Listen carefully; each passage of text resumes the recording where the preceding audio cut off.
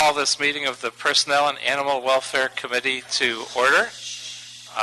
We do not yet have a quorum, as it is just myself as chair. I'm going to ask that we put item 3 on consent once we have a second member for a quorum. And I'm going to begin with the first couple non-feline related items. So if we could start with item number 1. Item number 1, communication from the mayor relative to the exemption of one project assistant for the Los Angeles Department of Transportation pursuant to Charter Section 1001B. Please. Welcome. Shelley Del Rosario, Personnel Department Liaison to the Department of Transportation. And do you want to walk us through this briefly? This position was a new position we got, Department of Transportation got in fiscal year budget 2014-15. It's for a project assistant to work with the mayor's office and council offices, city departments and stakeholders to focus on the delivery of bicycle parking facilities, administering their bicycle-friendly business program, and other traditional social media outreach. And we just want to be able to get a broad array of candidates with that experience. So why couldn't this be done through civil service? Normally they do not examine for project assistants, and for this kind of experience, it doesn't prevent going internally for people that might have that experience, but it just gives us a broader flexibility for a candidate group. And what are the specific responsibilities of the Active Transportation Division? Well, they're going to be. Well, this position is specifically going to be doing the outreach for social media, reaching out to the groups, working with the mayor's councils, other stakeholders, and so sort of be the forefront of this program. Okay. Well, thank you, and I will recommend that we approve this exemption. Presumably, if we get a second member for a quorum, we'll vote for that. Otherwise, it'll be direction from the chair. Thank you. Item number 2. Item number 2, sale report response to motion, Bowen Cedillo, relative to the Bureau of Engineering adding one principal civil engineer and one new senior clerk typist to support the Metro Transit Division. This matter has also been referred to the Budget and Finance Committee, and additionally, subsequent to the release of the agenda, we received a revision to include an addition of several charts.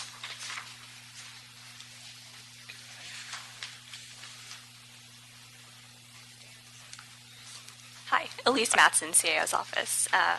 Item 2 on the agenda is a CAO report on 2 resolution authority positions being proposed by the Bureau of Engineering. The Bureau has been tasked with a significant amount of additional workload starting in this fiscal year and continuing into the future.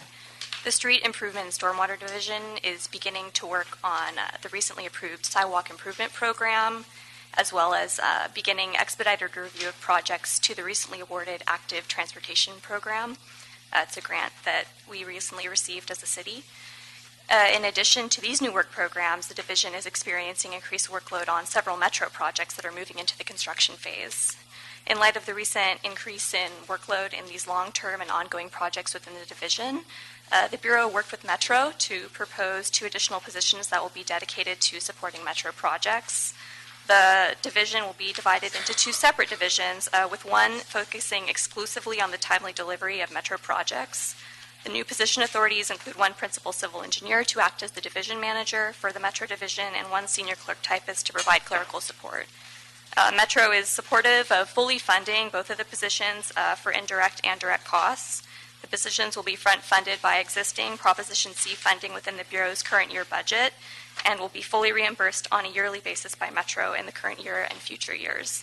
There will be no impact to the general fund, and our office is supporting the Bureau's proposal and is recommending the approval of both positions.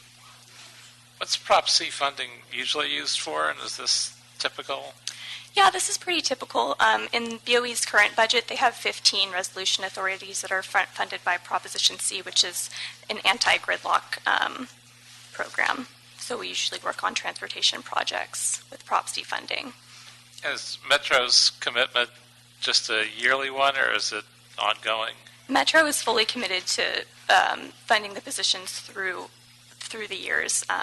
The current projects that we're working on right now are expected to continue through 2024 or 2025, and with possible more projects coming in the future. And how do we sort of lock this in so Metro doesn't say they're supportive but then not fund it, since we're doing the upfront funding? Well, we do have written confirmation that they're supportive of the positions, and we annually agree on a funding amount, an estimated funding amount that will be reimbursed, and Metro is pretty good about providing all of the reimbursements that we request. So we can make sure that we don't make this request, put it in the budget, and then find we're on the hook for it at the end of the year. Yeah, Metro will be paying us back for these 2 positions. Okay, and what are the duties specifically of the new positions? I have Ted Allen here, who could probably speak better to that. Hi, good afternoon. Ted Allen, Deputy City Engineer with the Bureau of Engineering. So as Elise very well summarized, with the street and stormwater and currently Metro, all 3 are under one division. With the increase in workload and the new sidewalk program and also active transportation, those are also in this new single division. So as you're aware, that MTA projects and issues take up a lot of the time of that division manager. So those other programs don't have the level of oversight that would be ideal. So this new principal civil engineer would oversee a division just for MTA Metro projects. And then the existing principal that's over all of those groups would focus on street, stormwater, sidewalks, and active transportation. So it would leave 50 positions in the existing group, and the new group would be 27. Very good. All right, well, I will move this forward as a recommendation of the chair, unless we get a committee member, in which case I will recommend approval of the CAO's report. Thank you. Thank you. And since I'm hoping to get a second member before this item comes up, I could do a tap dance for a couple minutes. Juggle or whatever. No, I guess I will get started with this item and hope that we are joined momentarily by other committee members. Item number 4. Item number 4 is continue from November 19th, 2013 and January 20th, 2015. Department of Animal Services reports in response to motion, Coretz-O'Farrell, relative to implementing changes to the Los Angeles Municipal Code to increase the number of cats that a city resident may own from 3 to 5. Welcome. Hello, good afternoon. So we've done some work on this report since the last meeting to try to clarify some of the questions that community members had. One is that I think it's important to emphasize that there is a spay-neuter ordinance in the city of Los Angeles that applies to cats. So we've spelled that out in here to be a little bit more clear.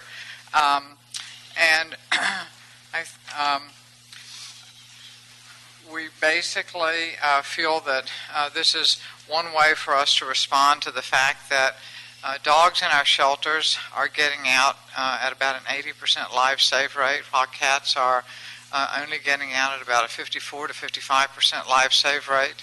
And this is a way to allow good LA cat-loving residents to help us. There are a lot of people who say, I'd like to help foster, but I already have 3 cats, and we're not able to say, well, go ahead, because once they have 3 cats, they can't foster additional. So we're trying to give people an opportunity to help us save cats' lives, whether they're taking them in to be their own companion kitties or whether they are taking them in to temporarily foster to help us until they can also help us find homes for them. Okay. What would you say, is there anything beyond that you would consider a general goal for this ordinance? Well, I think that there's an educational process. I mean, we we know that not every cat is an indoor cat, but that a lot of cats are totally happy being indoors, so we want to help the people who want to have those indoor kitties have them. I think it also gets, it'll have a benefit of getting some kitties off the streets that are currently on the streets. It'll help, probably reduce the overall population. And of course, there's no magic number for that because it depends on how many people decide they want to take advantage of this opportunity. There was a question that came up about permitting and whether or not our permits officers could handle that. We actually, 2 of our animal control officers currently do the permitting process. They visit kennels, dog kennels, pet shops. If there's going to be an animal act in town, they're going to permit that, whether it's a circus or whether it's a smaller one. So we do a lot of things for Hollywood where they just have an exotic animal or maybe not such an exotic animal that appears in a scene in some kind of a performance. So we have people who are trained to do that and who do that most of the time. In the event of an emergency, they can be sidetracked from permitting for a day or 2 to help with an emergency, but that is strictly what they do. Okay, I have many other questions, but first, I think since we have a number of speakers from the public, I'm going to call them first. Okay. Then I will invite you back up. Let's start with Missy Woodward from the Stray Cat Alliance, to be followed by Christy Metropole, also from the Stray Cat Alliance.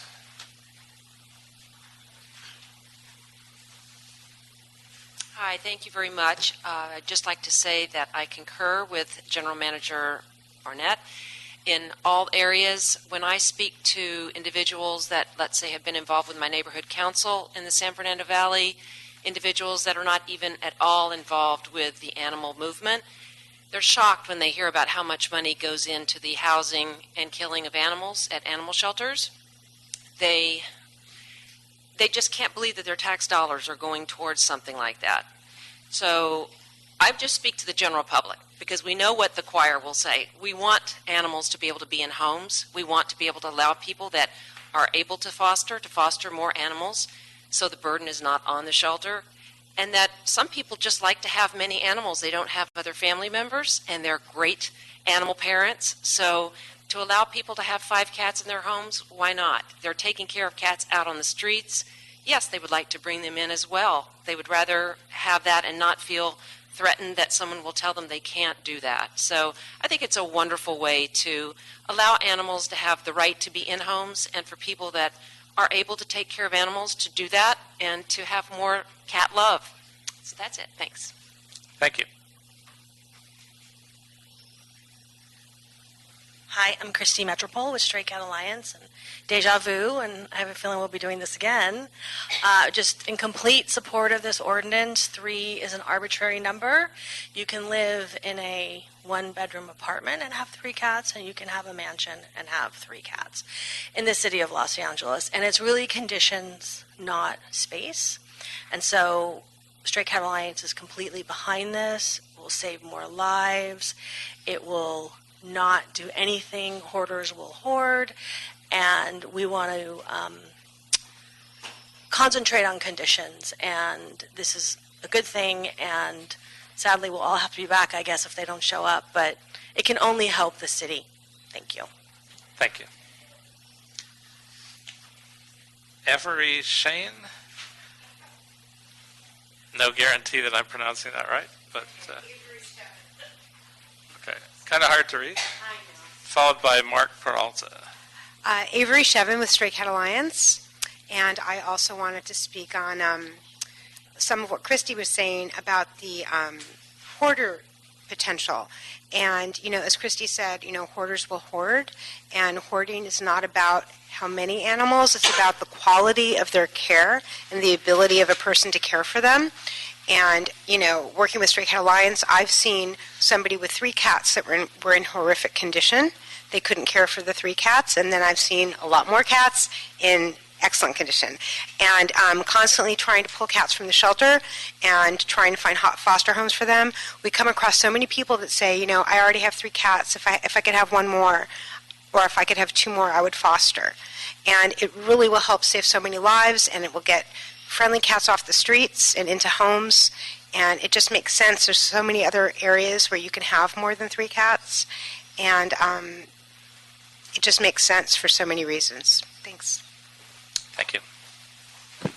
Hi, my name is Mark Peralta. I'm the Executive Director for Best Friends Animal Society here in Los Angeles. I also want to speak on behalf and in complete support of this as well. Based on the organization that I represent, we are very excited about the potential of the public being able to step up even further in this fight for no-kill, to be able to house 2 more cats within their home, either for permanent adoption or foster care. As spoken by Christy and other people that were up here, it is an arbitrary number. You're going to hear things about hoarders, but hoarders don't abide by city limit laws. They don't abide by laws. These are really in benefit of a majority of people that are looking to help save cats. And the reality is right now, our road to no-kill, the biggest blockade is cats. And we really have a lot of opportunity here to enhance the amount of cats that we can save. And the public really are the solution to this, and this is really helping them get involved and really helping us save more lives. So thank you for your time. Thank you. Leo Bryan from the Humane Society of the U.S. and Sean Simon next from Kitty Bungalow Charm School for Wayward Cats. Hi, my name is Leo Bryan. I'm the Community Outreach Manager for the LA office of the Humane Society of the United States. We do strongly support laws that get more pets out of shelters and into homes. And it's critical that we eliminate barriers to finding pets' homes and keeping owned pets in their homes. The current 3-cat limit is, as you've heard before, hurting shelters and shelter cats because the shelters have to deny adoptions and fosters based on it, and that leads to more cats being euthanized. People acquiring cats from other sources are less likely to be aware of the limit or to be held to it. Pet limits, we feel, are completely arbitrary, and there is no evidence based on rationale for a particular pet limit.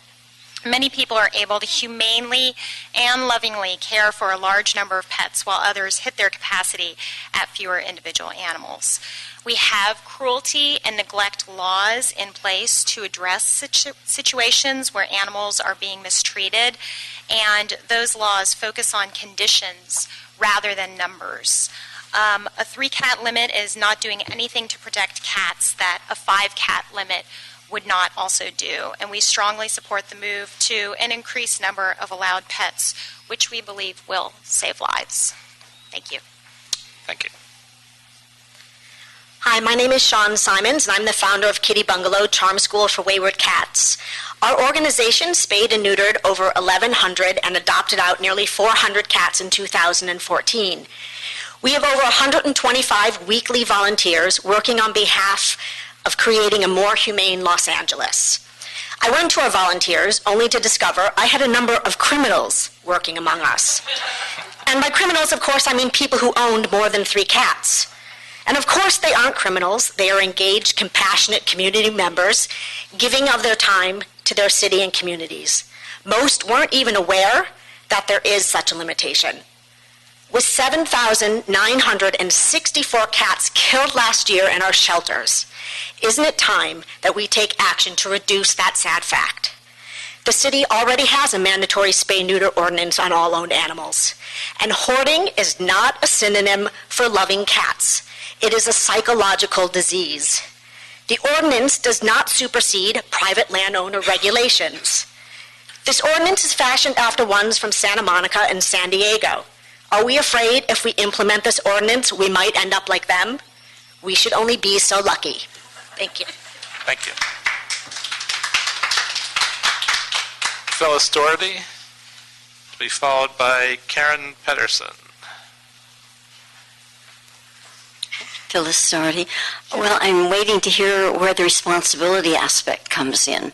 We still have nothing that imposes any restriction on owners. What in this entire ordinance is going to cause people to not have more cats and more kittens? Where do we start enforcing that law? It's amazing that we've accepted that rescue is the answer when just a few years ago we accepted that owner responsibility and stopping the source of the problems was the answer. So there has to be some benefit to the people that feel that rescuing is the only thing that should be done. And I have to wonder why you would even be considering this without licensing and keeping these animals indoors. This is not talking about 5 cats. The county has, as I said before, a wonderful program for 5 cats. They must be indoors, they must be licensed and microchipped and spayed and neutered. And then there's no problem with the cats. And there's also no problem with them bothering the neighbors and decreasing the quality of life for people who cannot live around a large number of cats. There's also not the problem of cats out roaming with parasites, suffering, being hit by cars. And unfortunately, the people that are handling feral cats cannot interfere with that. That still happens. So why don't we start with a premise that we need to stop the cats at the source, which is the people that get cats, keep them until they're old enough to breed, and then put them outside. If we get really, really strict about that, then we can put everything else in perspective. There's nothing in this entire, and this is not about 5 cats, this is about unlimited cats. That needs to be very, very clear. So we need to start at the source and decrease the problem. Then we won't have to worry so much about whether or not we can solve it. Thank you. Karen Peterson, be followed by Eric Gruskin of Almost Invisible Cat Litter. Good afternoon, and thank you. My name is Karen Peterson. I have been a resident and a citizen of the city of Los Angeles for 39 years. Can't believe it. But in all that time, I have met and worked with so very many compassionate, capable, and responsible animal rescuers, both individuals and organizations, who have released cats to good homes after fostering them and having them spayed and neutered and vaccinated. Rescuers who have relieved the city and taxpayers of the burden of crushing tidal waves of unwanted animals in the shelters. And I believe that this ordinance is such an excellent and much desperately needed improvement of our situation. I am so looking forward to having Los Angeles be an actual leader in humane practices. Thank you. Thank you. Eric Gruskin, along with whatever the name is of the best behaved cat I've met in a long time. Well, my name is Stovepipe Cat, and I'd like to speak through my translator, whose name is Eric Gruskin. I was a last-minute rescue from South Central LA. Some of the people said it was a fluke, but I owe my life to shelter manager Pat Kellogg, foster volunteer Joan Shobul, and the Stray Cat Alliance. I have gone on to do things that no other cat has done, and I'm also the face of the Almost Invisible Cat Litter Company. What I want to do is I want to speak for all of the cats that did not make it out of the shelters. There's been thousands of them. A lot of them could be as well-behaved and as well-mannered as I am and be a loving member of a family that takes care of their cats and only has 3 cats and would like to have more. So if there's anything that I can bring to you is, nobody speaks for the cats that did not make it out of the, quote, shelter. And so that's what I, Stovepipe Cat, want to do. And thank you very much. If this hearing was only televised, people could see the fact the cat actually wanted the microphone and really wanted to testify on his own. Jill Paxton and Keaton Paxton Cumming. Again, with the Kitty Bungalow Charm School for Wayward Cats. That's our last speaker.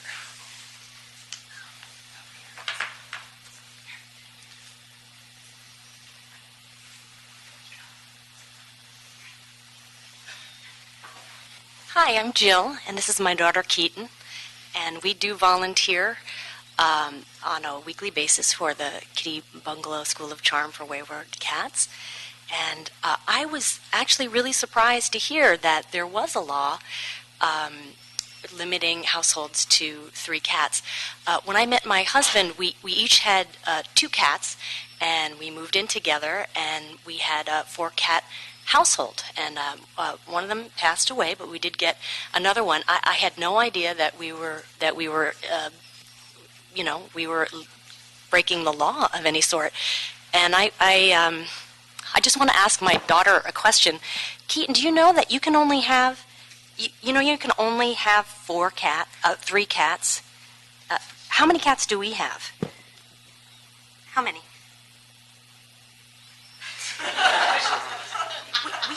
We have 4 cats, don't we, honey?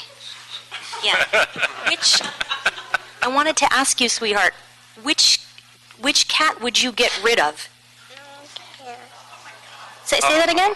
No cat. Why? Because I don't want cats. Because you love our cats? That would be a really tough decision, wouldn't it? I'm sorry, I know that was a little heartbreaking to hear, but I was shocked, and I honestly think that the people that have an issue with this, with cat hoarding, the cat hoarders that I've seen are clearly mentally ill, and they're not going, if I'm not aware of this law, they are definitely not going to be aware of that law, so they're not going to abide by any kind of law. It will not have zero impact on people that have a problem with animal hoarding.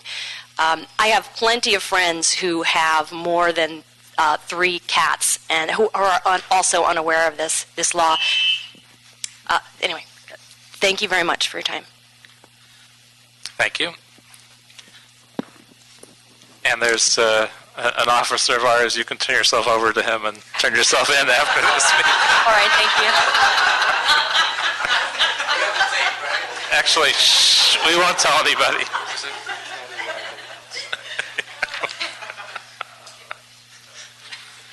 Well, he probably didn't want to say this publicly, but Mr. O'Farrell said there's a caddy wagon outside for you. Wait. Too good a pun not to pass on. Ms. Barnett, would you like to come back up?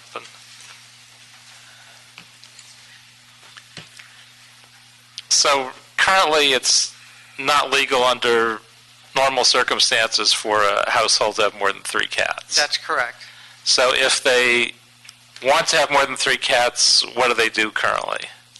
They either break the law or they don't have more than 3 cats. Is there a kennel license they can apply to? Is there any? No, there's not. So they have no process to have more than 3 cats? There's no process, exactly. Yeah. Well, one of the things that I also should have mentioned when I was up here before is that particularly for people who have rental property, we're not recommending that anything that we would pass would override the landlord's right to set the number, the pet limit for his or her property. Right, of course. I'm a perfect example. I could have 3 cats. My lease says 2, so I have 2 cats. Right. So is there any kind of breeder exemption to the 3-cat limit? No.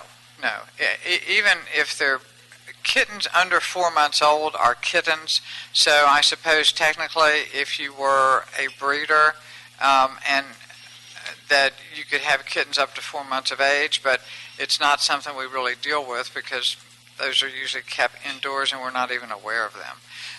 But there is a mandatory spay-neuter ordinance for Los Angeles that includes cats and dogs. And so breeders can't get around that in their homes. They would have to have one of the exemptions, just like the dogs, which would be a registry with sort of one of the cat registries that tracks multiple generations and owners and that sort of thing. So does the department yet have a plan for how it would enforce the provisions of this? Well, people would apply for a permit, and we would go out before they actually were given a permit.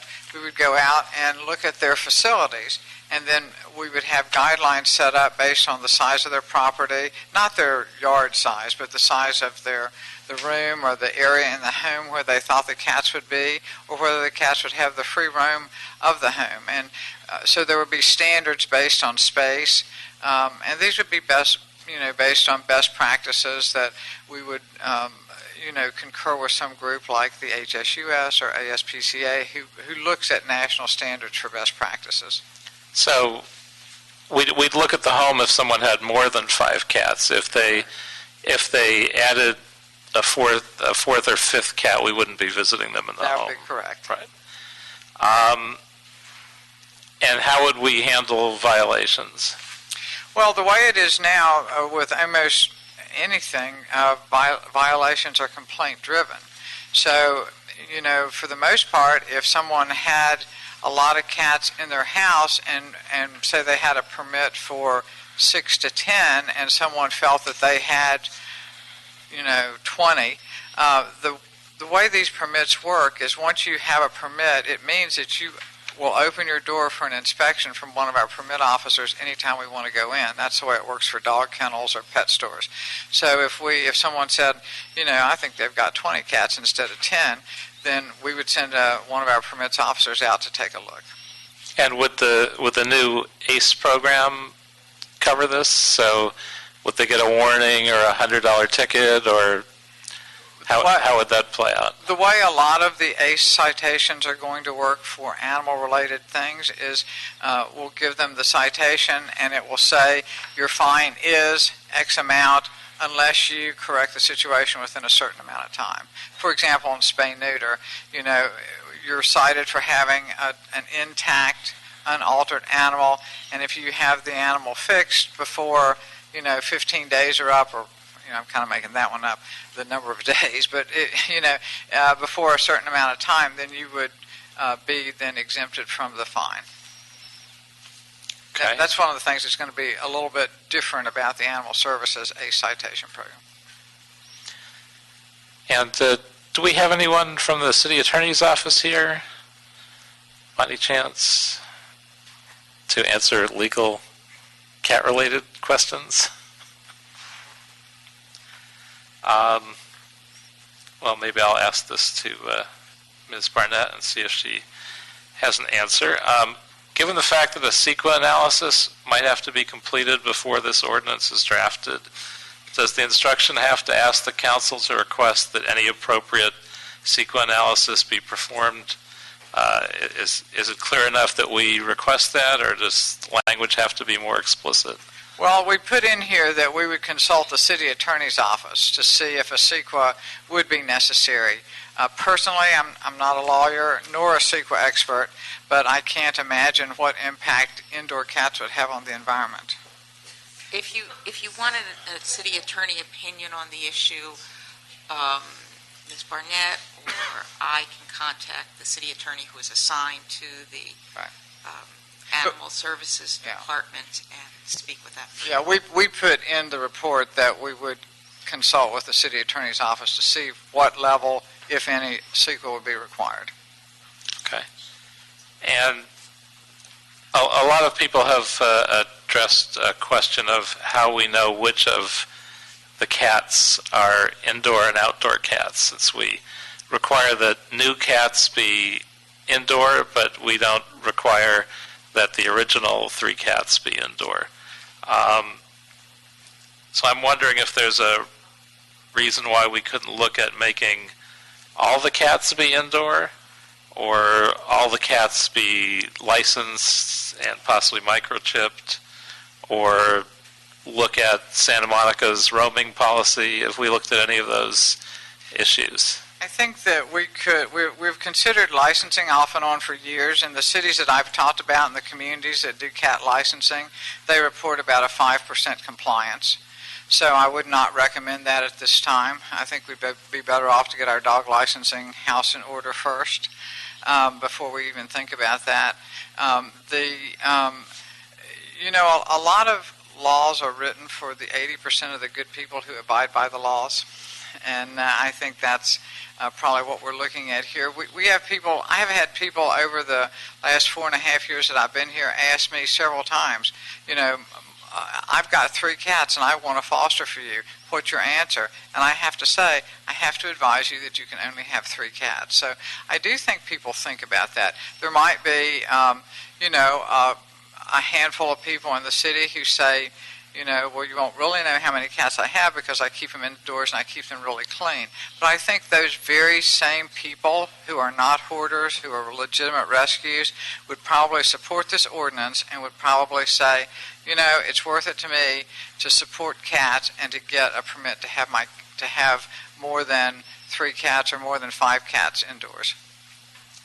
What do you think about the roaming issue and how Santa Monica handles that? Does it make a difference that it's in there? You know, they have reported that they haven't had any problems at all. They haven't had any cases of hoarding. You know, they're just, it hasn't become an issue for them. You know, the city of Los Angeles is somewhat handicapped by not being able to provide spay-neuter services for some of our neighborhood or feral cats, and that's something there's not an immediate end in sight to.